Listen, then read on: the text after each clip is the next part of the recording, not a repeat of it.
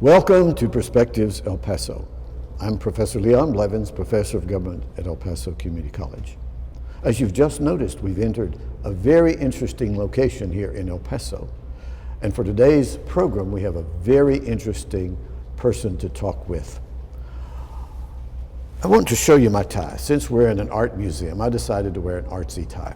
This tie was drawn by a 12-year-old girl named Sarah for a fundraiser for Save the Children. And she calls it Dads. It shows the different professional clothing that different fathers wear. So I have a special guest, and you're going to be surprised at what he's wearing today. This is Hal Marcus, well-known artist in El Paso, Leon? Texas. Thank you for having me here. I love your outfit. It's paisley. Paisley. Purple paisley. Okay. I'm a flower child from the 60s. Oh, well, I can identify with that. You were born when? 1951. Oh, you're just a child. I was born in 1937. Oh my God. Oh my God. But we've had a great time. And I've had you on my show before. Yes, it's been about 4 years. 4 years ago this week, I believe. Wow. I checked my records before I came to the program. And we're not going to just replay that kind of story because we are now in a unique setting, the El Paso Museum of Art, downtown El Paso. And you have a major exhibition here. And I've seen some of your exhibitions before, but never here. That's right. Tell us about this. This is my first solo exhibit at the El Paso Museum of Art. I have 50 works of art, ranging 45 years worth of work. I have work here from 1970 up until present. I have sculptures, I have drawings, I have prints, I have oils, I have acrylics. Wow. So it's kind of a little retrospective, I guess you'd call it. Right on the outside of the gift shop on the first floor of the El Paso Museum of Art is quite an honor to be here. It's a 50-year overnight success. But you had to work at it a bit and spend some money to reach this. I had to work my butt off. I did. Tell me about, you used to work at this museum in the old location at Brown in Montana. Right. When I was about 20 years old, I got a job at the El Paso Museum of Art, and I was an art teacher. Prior to that, I had taken classes as a teenager. And then about 10 years ago, I was selected to be on the advisory board of the Museum of Art. And then I became chairman of the advisory board. And then I was, they used me as an advisor to some of the exhibits on El Paso art, especially early El Paso art, like Manuel Acosta, and some of the early books that they published. And about a year and a half ago, I was notified that I would be having this exhibit in conjunction with the Marc Chagall that they're bringing in. Oh, how wonderful, because some of your paintings reflect some influence of Marc Chagall. Right, I was greatly influenced as a young man by the work by the great painter Marc Chagall. Okay, we need to tell the audience, the viewing audience. The opening of this exhibit also involves the presentation of a book that you have just There's finished. actually two things that are recently published. There's this one here called Hal Marcus Art and Times. It's a 250-page book. It has 515 images, and it was written by Monica Gomez, and it's all in full color. It's a delightful book, and there's a lot of stories in here that makes for good reading. The other publication that the museum put out is a catalog here, and it's a catalog of the 40 works of art that are in the exhibit, and this is available at the Museum of Art. Both of these are available at the Museum of Art, and this one's available at the museum and also at the Hal Marcus Gallery. So we want to urge all of you out there in TV land to get down here and see this exhibit before it is taken down. It ends when? It ends January 24th. So we still have quite a bit of time that 2016, people can get down here. yes. And these are in the gift shop here, and you have some, they're in of the gift course, shop. We also have cards and prints and memorabilia from this exhibit in the gift shop. So it's a real opportunity for El Paso to come on down. The exhibit is free, and I think they're open every day of the week except for Mondays. Okay, good. I want to start with you and your family and the art that you've done. Right. I've seen your self-portrait, and I've seen your magic bus that shows you driving the family. So for this first half, let's talk about family and friends, and we'll talk about El Paso and this area in the second part of the program. I'm going to move over here a little bit so that our camera can focus in on the magic bus. The painting behind me is called the Magic Bus, and you know, Leon, I was a flower child, I mentioned that, but I was actually in San Francisco in the Summer of Love, 1968, and there was a band called The Who, and they came out with a song called The Magic Bus. Okay. But this is me and my family. I'm driving the van there, And those are my daughters dancing and their band, and my son is up on top of the bus playing the bongos, and my wife is in the back of my van with our two dogs, my wife Patricia Medici. So that's just sort of like there's a rainbow in the sky, there's hula hoops, people playing instrument, and my friend Gene Keller is playing the big cello there on the hood. So that's my family and my extended family with the Magic Bus. Okay. I have several pieces in this exhibit. I have one called Sunset Heights, which is me and my wife sitting on a swinging above where I live, the Sunset Heights. Okay. I have an old Victorian home that I've lived in since the 70s. And then there's another. Hey, before we go past that, Yeah. give us the address of your location Okay, there. well, my gallery is at 1308 North Oregon, and directly across the street at 1319 is my 100-year-old Victorian home where I have my studio, and we have a museum there, really, because we have the work by 100 local artists in my private collection. So I've been born and raised here in El Paso, and we've been collecting art and supporting local artists. We've represented probably 500 local artists since we opened up 20 years ago. Okay, give us your telephone number if you wish, and your website. Well, yeah, the telephone number's 915-533-9090, and it's halmarcus.com. Well, there you have it. So now you can clue in. Tell us a little bit about your self-portrait. It's in this gallery. We want to be sure that we show the audience that. Right. Your self-portrait, and then you have some pictures of your daughters. Right. Okay, tell us about those. Well, the two self-portraits that I have here, one is from the 90s, and it's from my dark period. It was when I was going through my divorce, and I painted all my canvases black. There's that portrait, and it's called Tree Man. The other one is one I did back in the about 1995, and it's kind of a cubistic, fauvistic, colorful painting of myself. It's about 14 inches by 14 inches, and those are the two self-portraits that are in the catalog, in the book, and on display here today. Okay. The other painting that's become really popular since I've had this exhibit is called Hija del Sol, and there's a billboard of that painting outside facing the Plaza Theater that we'll go take a look at on the way out.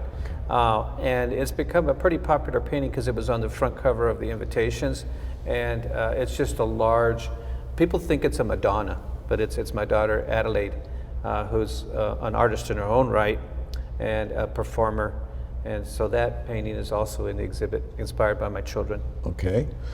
Any other of the paintings out through here that you have woven your family into? Well, yes, we have one called the Wedding Portrait, and that's kind of humorous because there's a yin-yang. The groom is upside down and the bride is right side up, and it's what I used for my wedding invitation. So it's called the Wedding Portrait, and there's a yin-yang quality to that. It's quite humorous. Practically all the paintings here are somehow inspired by my family, even though most of them are inspired by the city of El Paso and Juarez. Okay, now how do you classify Marc Chagall's paintings in your paintings? Obviously, they're not realism, they're not exactly surrealistic. How do you classify this? Well, I think of my work as folk art, with a bent towards modernism. The relation to Marc Chagall is that he was Jewish, I'm Jewish, and he was in love with his community, which was a young man. It was Russia, it was a small town in Russia, and then later on it was Paris.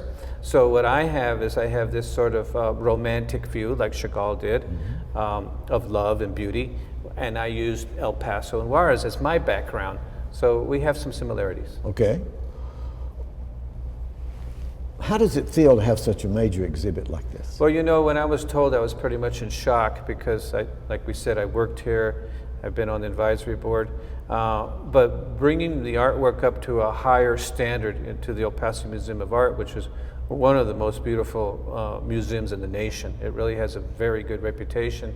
It elevates our work to a higher level, and being that I've been a part of the community for so long, and now I have this solo exhibit, I'm in shock. It's quite an honor, and I've been bringing groups through. I've been doing docent training, and now with this video on Perspectives El Paso, it's just puts myself in a bigger light. Most people know me from my Mercado Juarez, Right. And some of those paintings that I've done. but they have no idea that I did the sculpture. They have no idea of the paintings I did in the 70s. I have sculptures here, Leon, that I did when I was 19 years old.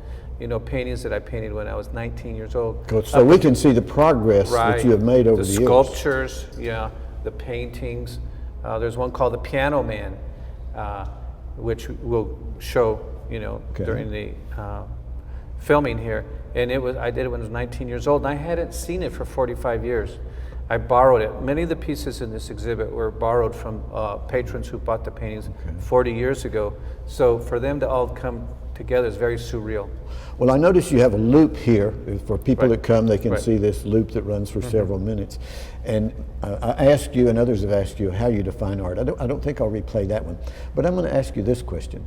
Do you think of yourself as somewhat a philosopher, using your art to help people to think about life and how they feel about themselves and others? Well, that's a good question. There is a philosophy behind it all. It's basically, love and beauty. Everything that's going on in the world today, sometimes you forget about the wonder of life. And what I try to do with my colors and with my themes is to celebrate where I am, the El Paso border region, but also that the answer to all the problems in the world is basically love and beauty and art. And so I am a philosopher in that respect. Okay, today there are students walking around behind us over here. Right. Some of them are doing the art appreciation reports. Right. Before we leave this first segment, what would you tell a student about doing art?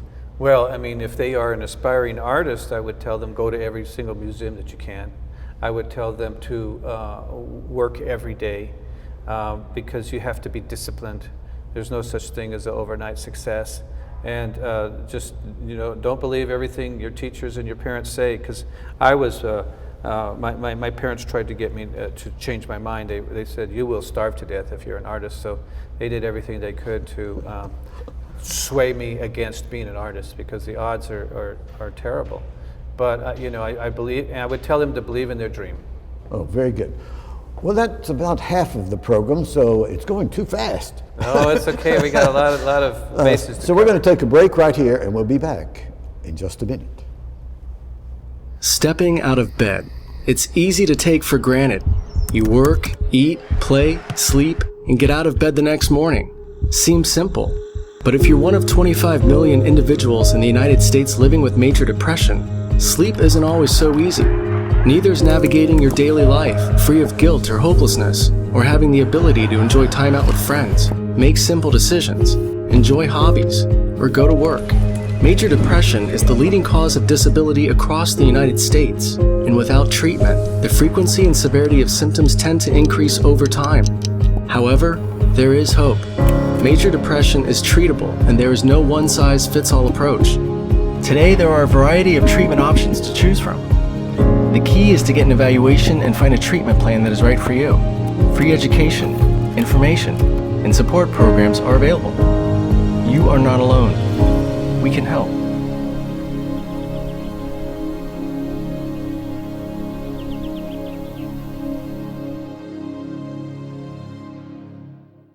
Welcome back to the second half of this very interesting interview with Mr. Hal Marcus, one of the outstanding artists of El Paso, Texas. In the first part of this program, we talked about Hal Marcus himself and members of his family. For this second half, we want to talk about people and places. And Hal Marcus sometimes weaves himself into some of these places, as you well know. Hal, welcome back for this last half of the program. Thank you, Leon. I'm glad to be back. And we've moved over just a little bit, and we now have a different picture behind us. Tell us about this picture. Well, for those of you all just tuned in, we're here at the El Paso Museum of Art, and right behind me is the Avenida Juarez, and that's how Juarez used to look back in the old days. As a child, my grandmother would take me to Juarez because my father had a grocery store in El Paso, and we would buy fruits and vegetables in Juarez from my father's grocery store. And we would go to Avenida Juarez. And this picture here, I am actually with my family in the back seat of the taxi cab, and we have the musicians, we have the tacos, we have the dentist, we have the city market. You can get anything there. You can get divorced, you can get married, you can buy a lottery ticket, you can go to a bar, you can get a taco, burrito. So this is basically everything that I experienced as a young person. in Avenida Juarez. I remember as a young person that my stepfather and my mother would come to El Paso and to Juarez. We'd take a taxi and go to different places, and it was a wild ride. Did it happen to you sometimes? The taxi driver's honking on his horn and trying to get people come out on in, take a look, take a look. Everybody was wanting to show you their newest arts and crafts and their bar and the bridal gowns, you name it. Well, we used to love to go to the market. It was a fascinating place. So you actually drew some paintings based upon that. Right, yes, and I was inspired by Avenida Juarez, and I also did a very famous piece called the El Mercado Juarez. It's the marketplace in Juarez. Now, you also drew a lot of fruits and vegetables based upon what you saw in your father's location. Right, that's right. I worked at my father's. He had the first Big 8 store in El Paso. Okay. Now tell us some about these places. You've done some drawings of some very famous buildings here in the El Paso area. And so let's start. I don't know which one you want to start with. Okay, well, El Paso, we've got a really important painting that's here today. It's called it was the Green Cellist, okay? And it was inspired by the Marc Chagall picture, which I have right here, which is also on display at the El Paso Museum of Art. And that's why I was selected to do this show. But the Green Cellist is floating up above the sky at the Plaza Theater, and it was commissioned by the El Paso Symphony Orchestra. And I am sitting in the seats there with my wife, and the children are watching the extraterrestrial cellist, and the interior of the Plaza Theater is so fantastic. Right. So that's one of the paintings in this exhibit that's a particular place in El Paso. Another one is what I call Feliz Navidad, and it's of St. Patrick's Church and all of downtown, and there's a posada, and my wife and I are right behind three nuns in the bottom corner, and they're selling churros and tacos, and there's the matachina dancers, and there's Santa Claus, and it's a real slice of life for El Paso. You remind me of Alfred Hitchcock. Do you remember that he used to weave himself in just a little bit of cameo into his movies? And yes, I do. I didn't know that I reminded you of Hitchcock, but I'm in some of my paintings. Okay. Right. All right. Another piece that we have here today is called Celebrate El Paso, and it's kind of a scenario from Scenic Drive, and it actually the first painting in El Paso that has the X, and it also has the ballpark in it. What's the X about? Well, it was by That's an artist. In Juarez. That's in Juarez. It's in Juarez. It's by an artist named Sebastian, who's a wonderful monumental artist from Mexico, and it's just a large sculpture, and you can actually go inside of it. You can go inside of it, and I believe they have a gallery in the middle of it. Okay. Well, I noticed the first time I really saw a major work of yours was at the Chamazal Memorial Theater. Right. And I have a number of pictures taken with me or someone else in front of that. And, so tell us about that. How was that commissioned? Well, that wasn't actually a commission. It was a painting that I had done, and it's on a temporary loan to the Chamazal Theater, but it's called El Paso Gracias a Dios, or loosely translated to the El Paso Thanksgiving, and it's about the Spaniards coming here in 1598, going through El Paso, and it's kind of a dream of El Paso at that period of time. It has the big sun in the middle of it, and that's at the Chamazal Theater. Now, you mentioned a while ago Sunset Heights, right. The little swing in one of those pictures. Yes. Have you done others from Sunset Heights where you live? Yes, I have, but the one in the show today shows Juarez, it shows UTEP, and it shows many of the landmarks, the freeway going through El Paso. I'm trying to think of what other ones we have here that show El Paso. There's the one called Under the Rainbow, and that's of UTEP. And it's like UTEP through a kaleidoscope. So that's a very significant painting. It's taken from a mountain in Sunset Heights, and it has a monk and his two sons with him overlooking the Tibetan-style Bhutanese architecture of UTEP. Okay. Now I mentioned this segment we're talking about people and places. Right. And you've covered most of the major paintings about places. But I noticed also something at this gallery. I see a number of beautiful women, and you mentioned that you love to draw women. I have an artist friend, well, I have more than one artist friend that tell me that the human body, it seems to be the hardest thing for them to draw. Well, Did you run into that? yeah, that's correct. But also, the figurative works are in most of my paintings. I've done a series, and many of them are in this exhibit called the Harlequins, and they're basically musicians, like the Green Cellist. But there's also another one here called Pondering the Unknown, where a woman becomes a musical instrument. And then there's another one called Amore, where it has a fellow playing, a harlequin playing a musical instrument, that the musical instrument is being transformed into a woman. So harlequins I use a lot because, well, I'm a percussionist and I'm also a performing artist, but my children, now living in California, have an entertainment company. And it's literally kind of like a circus. They are tightrope walkers, snake charmers, belly dancers, musicians, mermaids. They're actually professional mermaids living in California. And they swim in the ocean in the swimming pools. So that influence on my artwork makes this kind of magical, figurative work that is autobiographical. I identify with that. We have a granddaughter living in Houston. She has her own little company. It's a performing artist company. And she does work on hoops and high wires and silks, she calls them, kind of tapestry things. Right. And she sends us things on Facebook and Right. things of that nature. And she does a lot of face painting. Your children do that too, don't they? Well, they do. My daughter Adelaide, who's an artist, was just on national TV. It was called Skin Wars. It was on the Game Show Network. And in Los Angeles, out of 6 artists, they chose her to be on this national program. And basically, they painted female bodies live on national television. Okay. So that's a big thing right now, too. Good. I should mention our granddaughter's name is Kinley Kendrick. Kinley and we Kendrick. can Google her and we can Okay. see her doing some And of my these daughter's things. name is Adelaide, artbyadelaide.com. Good. Art by Adelaide. Art by Adelaide, that's right, that's right. Well, we want to promote your work. Oh, and well, your thank you. family's You're doing a work. good job. God bless you. What a wonderful program you have, Leon.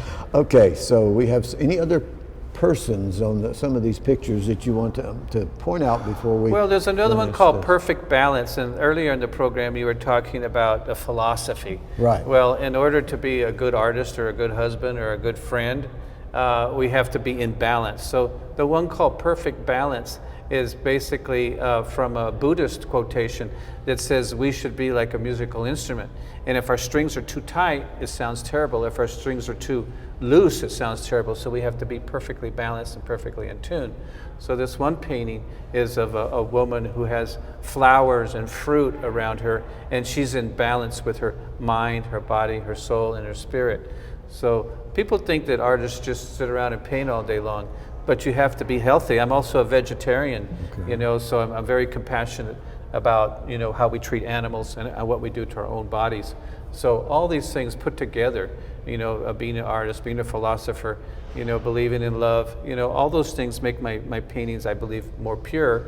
And, without being in balance with your mind, body, and spirit, your artwork might not be as good. It's really important that you're healthy. What are you working on now? What are you painting now? Well, I just finished a piece because when the opening of the exhibit, my daughter Lalenia, who's also an artist, her and I were photographed in this jacket, and we were at a carnival. And so it's a painting of her and I in a carnival with a Ferris wheel behind her. And then we have Mount Cristo Rey, and it's kind of a fantasy, but it's 4 feet tall. And again, I'm inspired by my daughter, and she has a black top hat on. And it was inspired by the opening of a photograph that someone took of my daughter and I, Lalenia. Well, now, before we leave this place today, we want to be sure we step outside, as you Right. mentioned a while ago. Right. A big billboard out there in the area where Al Fresco Friday takes place with a lot of musical events. Between the museum and the Plaza Theater, there's a 7 by 15 foot billboard that will go out there, and you and I will get photographed in front of it. And it's wonderful what the El Paso Museum of Art is doing for their local artists. They're going to leave that up until this event is over? Until January 24th, yeah. Okay. I noticed, I had a thought as I walked up to this building today. The Vaquero was missing. We used to have a nice artwork out there in front that I think the lady that is with Walmart Corporation bought to take down to Arkansas. Oh, is that the one by Luis Jimenez of Yes, the Vaquero? The Vaquero. Right, the yes, Vaquero. yeah, that's sad. But we have a nice modern sculpture out there in its place. Right. Right. And then, of course, refurbishing of the alligators. Right. If they'll ever finish the plaza reconstruction. You know, the alligators are here. They're in storage, waiting for the park to get ready. Okay, so we Yeah. look forward to that. Right, Anybody in yeah. art is interested in that. Tell us how you feel about supporting some of these smaller art galleries. Well, you know, we're celebrating our 20th year in El Paso, so we're kind of like the premier gallery. But, you know, for a city this size that has about 1 million people, you know, when you think about Juarez and El Paso, Right. we really only have about, you know, a handful of art galleries that are struggling to survive. And it's sad, you know, so, you know, people who have the opportunity to support what they call pop-up galleries, you know, they should do so, because we have a lot of talented people in El Paso. You know, the Chicano Park over there underneath the freeway is a fine example of Chicano artwork. And, you know, there are people, you know, need to support all the arts, not just, you know, not just painters, but, you know, the music, the literature, because we have a wealth of cultural activities on any given day here in El Paso. Right. I've done several programs over the years with some who have done murals outside on the Right. walls of buildings, such as Right. for Lafay Right. and some of these, or at the community college, some Right. inside buildings, some outside buildings. And I've been thinking about getting these DVDs, some of them copied, so I can leave some of these archived here at this museum or the International Museum of Art, so that where people can see them in the future. Right. This one needs to be archived so people can see this in the Right, future. that's really important. There's some beautiful things out and about. People drive around. They can downtown. There's some beautiful murals. Yeah, one of our friends, Bill Rackesee, died recently, and we have a retrospective of his work coming up pretty soon at the International Museum of Art. So we need to let people know that we're here, that you're Right. here. Well, that's why we have your program, so we can find out what's going on. That's what it's about, just little Yeah. snippets of what's happening in El Paso. We have about 2 minutes left. Hal, any concluding thoughts before we close this out? Well, I just want to thank the El Paso Museum of Art, especially, you know, for doing their work in promoting local artists. You know, we have lots of artists in El Paso, and many artists have passed away, like Bill Rackesee and many others. So it's important to do our research, to publish papers, to publish books, and to support the local community. And you know, my gallery, you know, always has early El Paso art on exhibit, you know, so we try to document, and we have started a foundation here at the El Paso Museum of Art where people can donate money, actually, for the study and the preservation of art of artists who have already died and gone on. So that's, I think, is a very important part of us saving some of our visual history and culture, because cities like Santa Fe, who have very small population, have 200 art galleries. Yeah, I've been to some of them. Yeah, and El Paso, you know, has got a dozen. So you know, it's important to try to you know, preserve our heritage in the arts. Well, we're glad you stayed here in El Paso. We are not as prosperous as Santa Fe or some of those other places that you mentioned, and so we're glad that you stayed with us. El Paso has a rich history, and you know, there's a lot of exciting things happening. Okay. Well, I want to tell you that we have an artistic crew that helps us put this together, for Marco Lara and the others that are here with us today. Thank you very much, and thanks for being with us on Perspectives El Paso. I'm Leon Blevins.